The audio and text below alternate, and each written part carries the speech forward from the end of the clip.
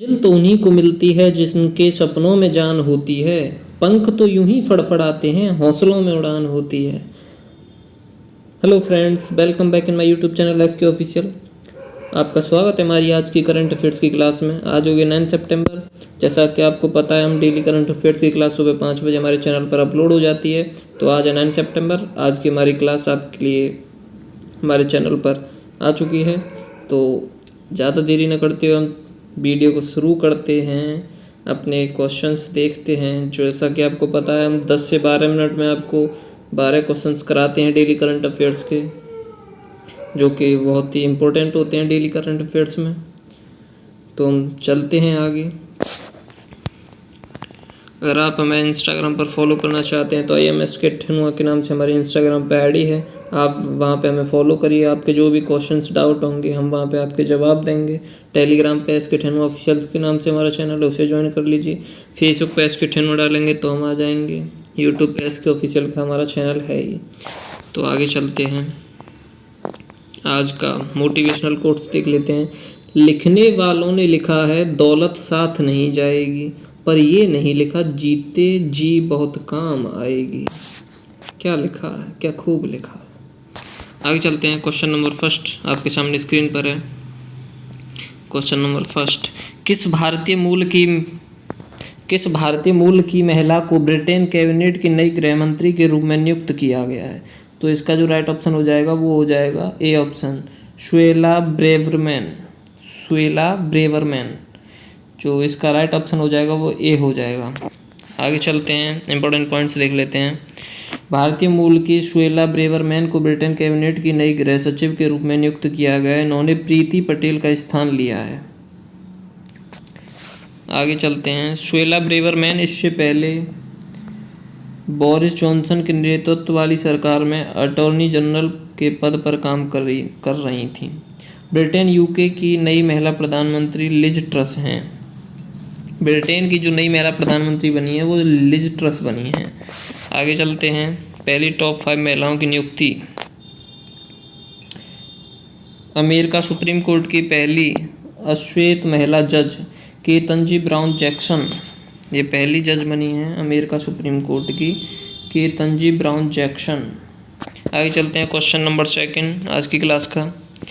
UNESCO global network of learning cities 2022 में शामिल होने वाले भारत के पहले शहर कौन से बने हैं?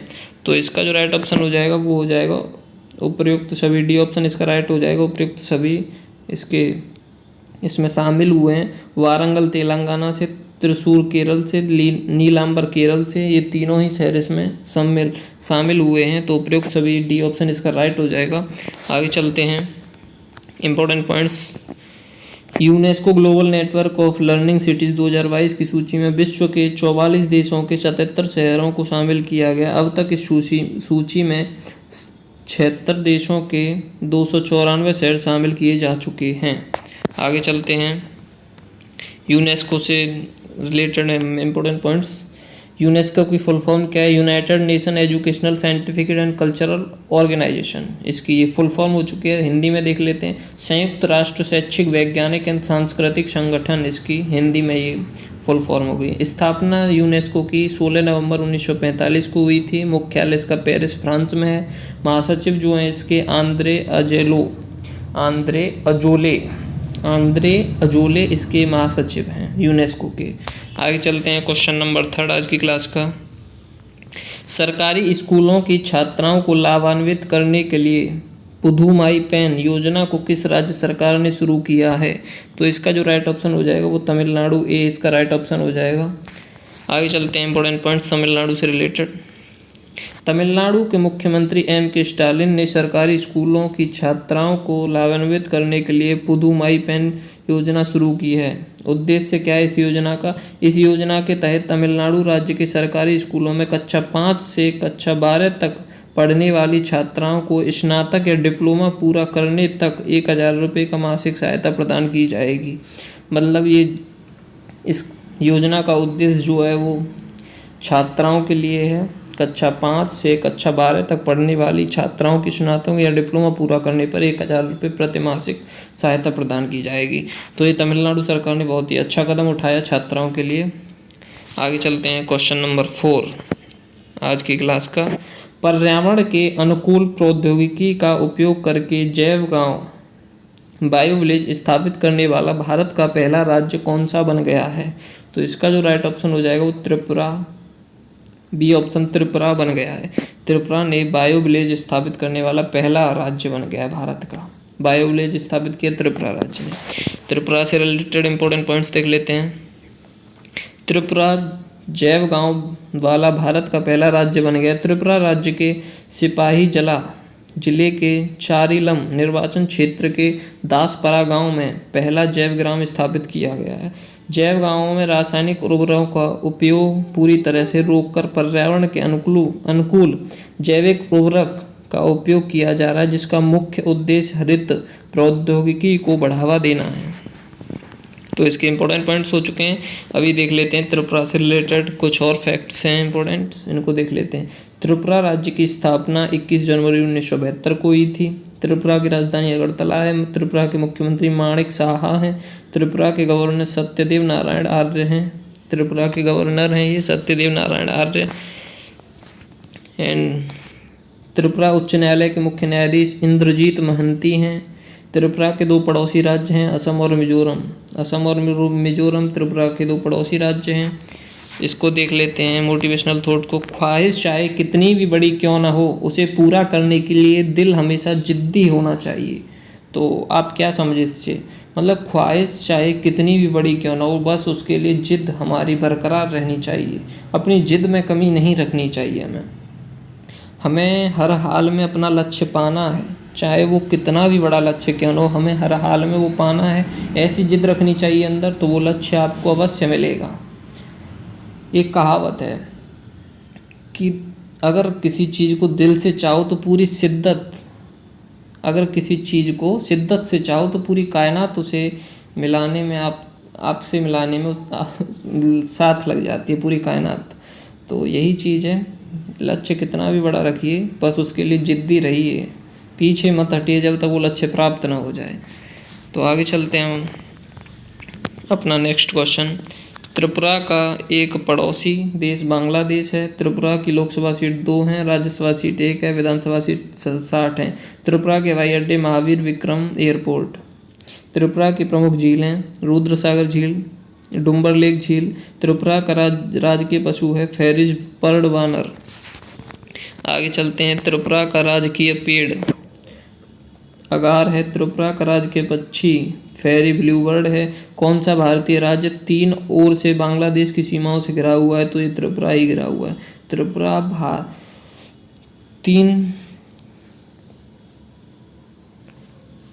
बांग्लादेश की तीन तरफ से मतलब सीमाओं से घिरा हुआ है त्रिपुरा राज्य। आगे चलते हैं क्वेश्चन नंबर नेक्स्ट आज की क्लास का। नीले आसमान के लिए अंतर्राष्ट्रीय स्वच्छ वायु दिवस 2022 कब मनाया गया है? नीले आसमान के लिए अंतर्राष्ट्रीय स्वच्छ वायु दिवस 2022 कब मनाया गया है? तो इसका जो राइट ऑप्शन हो जाएगा वो हो जाएगा 7 सितंबर। ए ऑप्शन इसका राइट हो जाएगा। 7 सितंबर को ये मनाया गया है। ये ऑप्शन इसका राइट हो जाएगा।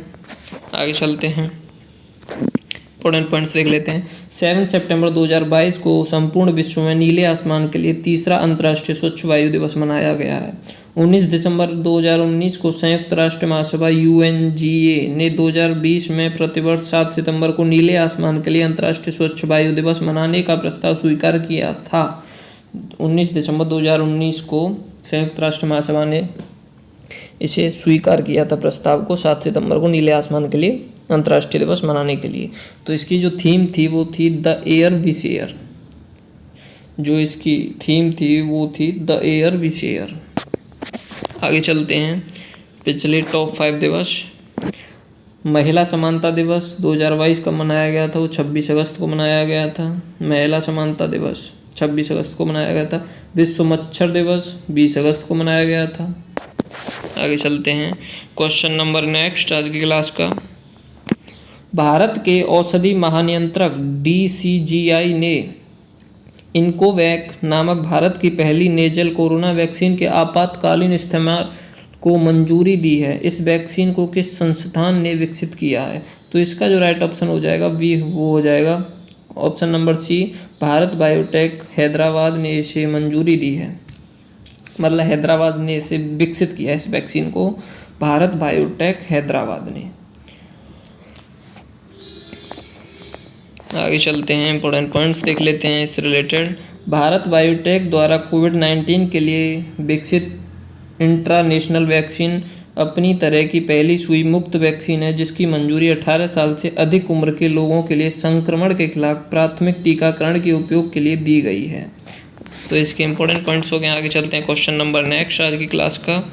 नीति आयोग द्वारा preserving progress of nutrition in India पोषण अभियान इन पेंडेमिक टाइम्स नामक रिपोर्ट के अनुसार भारत में पोषण अभियान को लागू करने में कौन सा राज्य शीर्ष स्थान पर रहा है? तो इसका जो राइट ऑप्शन हो जाएगा वो बी हो जाएगा, महाराष्ट्र शीर्ष स्थान पर रहा है इस मामले में। आगे चलते हैं, इससे रिलेटेड कुछ इंपॉर्टेंट पॉइंट्स देख लेते हैं। इस रिपोर्ट के अनुसार पोषण अभियान के तहत कोष के उपयोग की स्थिति निचले स्तर पर है। 23 राज्यों और केंद्र शासित प्रदेशों में 50% से कम कोष का उपयोग हुआ है। छोटे राज्यों में बेहतर प्रदर्शन करने वालों की सूची में शीर्ष राज्य सिक्किम है एंड केंद्र शासित प्रदेशों में शीर्ष स्थान दादर नगर हवेली एवं दमन एवं दीव हैं। जो केंद्र शासित प्रदेश हैं उनमें जो शीर्ष स्थान है वो दादर नगर हवेली और दमन और दीव का है। आगे चलते हैं और देख लेते हैं इस रिलेटेड। पंजाब और बिहार पोषण अभियान को लागू करने वाले बड़े राज्यों की श्रेणी में सबसे निचले पायदान पर है। पंजाब और बिहार इस श्रेणी में सबसे निचले पायदान पर है और जो फर्स्ट पायदान पर है वो महाराष्ट्र हैं एंड सेकंड पर आंध्र प्रदेश हैं एंड गुजरात थर्ड पोजीशन पर हैं बड़े राज्यों की सूची में, और जो पंजाब और बिहार हैं वो सबसे लास्ट पायदान पर हैं। तो आगे चलते हैं क्वेश्चन नंबर नेक्स्ट आज की क्लास का। फुटबॉल टूर्नामेंट सुब्रोत कप 2022 की मेजबानी कौन सा शहर कर रहा है? फुटबॉल टूर्नामेंट सुब्रोत कप 2022 की मेजबानी कौन सा शहर कर रहा है? तो इसका जो राइट ऑप्शन हो जाएगा वो नई दिल्ली कर रही है इसकी मेजबानी का मतलब तो जानते ही होंगे, मतलब जिसका खुद का घर होता है वो मेजबान होता है और जो बाहर से आते हैं वो अतिथि होते हैं। आगे चलते हैं, इंपॉर्टेंट पॉइंट्स देख लेते हैं इस रिलेटेड। इस साल 25 राज्यों केंद्र शासित प्रदेशों का प्रतिनिधित्व करने वाले कुल 92 स्कूलों में तीनों श्रेणियों में क्वालिफाई किया है, जिसमें बांग्लादेश की एक टीम भी भाग लेगी। बांग्लादेश की भी मतलब इसमें टीम भाग लेगी। तो आगे चलते हैं क्वेश्चन नंबर नेक्स्ट आज की क्लास का। राष्ट्रीय अपराध रिकॉर्ड ब्यूरो NCRB द्वारा जारी रिपोर्ट के अनुसार वर्ष 2014 से 2021 के मध्य किस राज्य ने सर्वाधिक राजद्रोह के मामले दर्ज किए हैं? तो इसका जो राइट ऑप्शन हो जाएगा वो हो जाएगा असम। बी ऑप्शन इसका राइट हो जाएगा। असम ने राजद्रोह के मामले में सबसे ज़्यादा मामले दर्ज किए 2014 से 2021 के बीच। आगे चलते हैं, इससे रिलेटेड इंपॉर्टेंट पॉइंट्स देख लेते हैं। राष्ट्रीय अपराध रिकॉर्ड ब्यूरो NCRB द्वारा जारी रिपोर्ट के अनुसार वर्ष 2014 से 2021 के मध्य भारत में राजद्रोह के मामले 475 मामलों में से असम में ही 69 मामले दर्ज हुए हैं। वहीं वर्ष 2021 में देश भर में 76 राजद्रोह के मामलों में दर्ज किए गए हैं, जो वर्ष 2020 में दर्ज 73 मामलों में मामूली वृद्धि को दर्शाते हैं। वर्तमान में भारतीय दंड संहिता IPC की धारा 124A के तहत राजद्रोह एक अपराध है। रिपोर्ट में शीर्ष 3 राज्य, असम पहले पर है, हरियाणा दूसरे पर है, झारखंड तीसरे स्थान पर है। आगे चलते हैं क्वेश्चन नंबर नेक्स्ट आज की क्लास का। भारत ने कुशियारा नदी के पानी के लिए किस देश के साथ 25 वर्षों में पहला जल बंटवारा समझौता किया है? तो इसका जो राइट ऑप्शन हो जाएगा वो हो जाएगा डी ऑप्शन बांग्लादेश के साथ समझौता किया है। कुशियारा नदी के पानी के लिए समझौता किया है बांग्लादेश के साथ भारत ने। आगे चलते हैं, इंपॉर्टेंट पॉइंट्स देख लीजिएगा। थोड़ी वीडियो लंबी पड़ जाएगी अगर मैं बताऊंगा तो आप इन्हें वीडियो पॉज करके देख लीजिएगा। क्वेश्चन नंबर नेक्स्ट पर चलते हैं। क्वेश्चन नंबर नेक्स्ट क्या कहता है? Oral care brand Dabur red paste के नए ब्रांड एम्बेसडर किसे बनाया गया है? तो इसका जो राइट ऑप्शन हो जाएगा वो हो जाएगा अमिताभ बच्चन को ये ब्रांड एम्बेसडर बनाया गया है डाबर रेड पेस्ट का।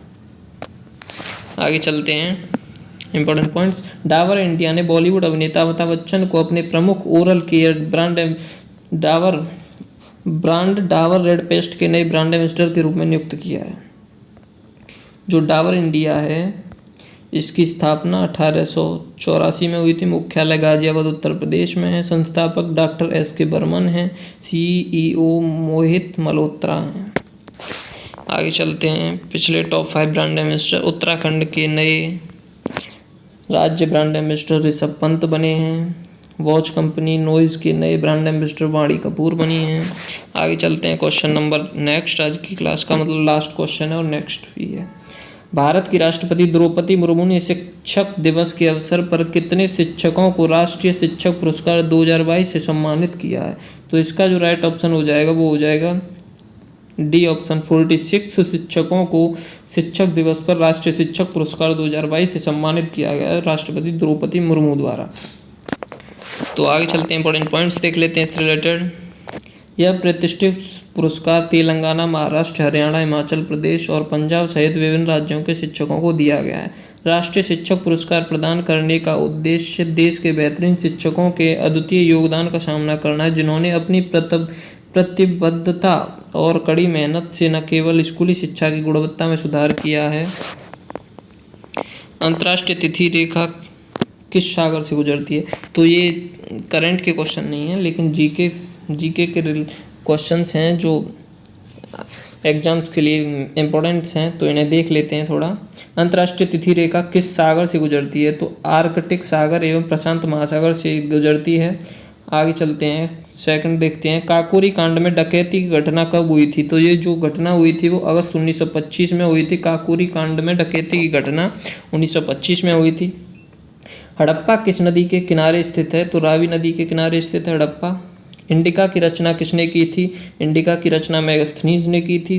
भारतीय स्वतंत्रता अधिनियम कब पारित किया गया था?